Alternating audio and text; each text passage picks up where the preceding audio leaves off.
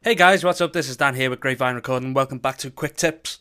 In this video, I was going to explain to you a little bit of a template type setup for your DAW, which I try to use as much as possible, and it really has helped me out, I think, when it comes to working on some of my mixes. And that is, if you think of the mixer page, as you can see in front of you, as a mixing desk.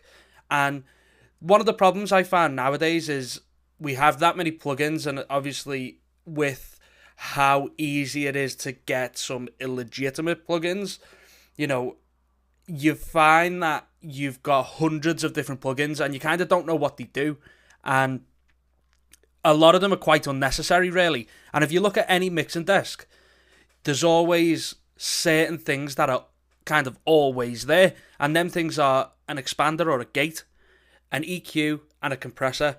Obviously, you have certain things like effect sends and returns and things like that, and that's fine. We can work on them. But what I did to try and teach myself to use my plugins, as you can see, I don't have that many. I've got the ones that you get with Pro Tools, a couple of free ones there. Excuse me. I've got Native Instruments Complete 9, and I've got a couple of Waves things. But that's about it. And the way I work now is I try and make sure that I know what my plugins do, and then when I need something specific, I'll then go out and find it.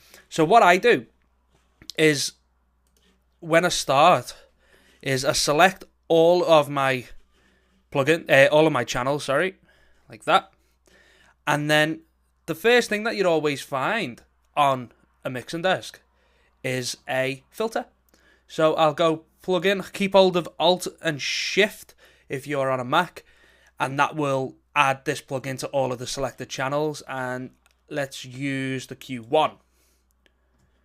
There we go, Q1 open on every channel. I can now set that up to be a high pass filter and do what we did in the previous video, but now it's on every channel. The next thing that you'll find is an expander or a gate. So we can go use the Pro Tools one. There we go, expander on a gate. Next thing that you'll find typically is a EQ. I really like the REQ, so I'll use that.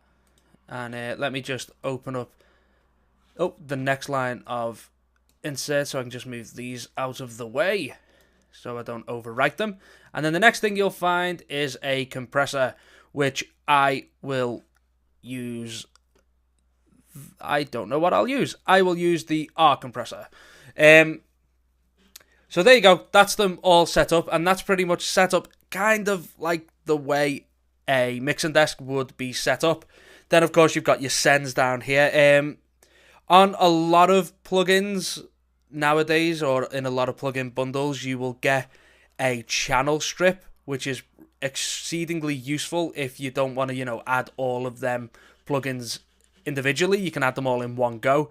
I know Avid do a good one, and the Waves R channel is also very good. It comprises all of these REQ, R compressors into one. So there we go. We've kind of got these set up now across all of our channels, and we can adjust them as however we see fit. And if we move across here, I always have these sends always set up, which is a hall reverb, which is just R-verb, set to a basic hall, a short delay, which is a mod delay, I think set to eighths at the minute. It's quite hard because this song wasn't recorded to a click, so I have to kind of tap along with my head to, figure it out. And then a parallel compression chain, which is just an 1176, all of them go to an EQ and to a trim plugin, just in case it's a little bit too loud. But I'm not saying that you're not allowed to use any of the plugins that you've gone out and bought. Of course, do whatever you want. But this is the way that it really allowed me to go, well, if I can only use a filter, a gate, an EQ, and a compressor on every channel, what am I going to use? And I've found that the R compressor is a lot more flexible than using, say, an 1176 emulation or a LA2A emulation.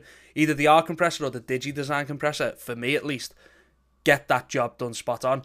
And I'm lucky in the way now that, I could emulate an SSL mixing desk by using this, because I have the in the native instruments, instead of having that as an EQ, I could go and use the solid EQ down here. Oh, what was it? Yeah, that's fine. I realised that I was trying to send a mono insert onto a stereo channel. So this is modelled on the SSL, and again, instead of the R compressor, I could go down and use the solid dynamics. Same thing again. And of course with this has a gate or an expander built in. So I could use an instance of this earlier on to use the gate function, and then use it a little bit later to use it as a compressor. But that's the way I like to work. It kind of helps me get it right in my own head. It makes me learn the plugins that I've got. And now I don't have to go through, as you saw, I don't have to go through dynamics. What one do I want to use? What do I want to use? I kind of go, oh, I need this. Okay, I'm going to use, an L2. I can kind of work in that way. But try that out. It's a good organisation tool as well, so you don't have plugins all over the place. You kind of know that if you need to adjust a filter, you know where they live. And let me know what you think in the comments. But this has been Dan with GrapeVineRecording, and I'll see you tomorrow.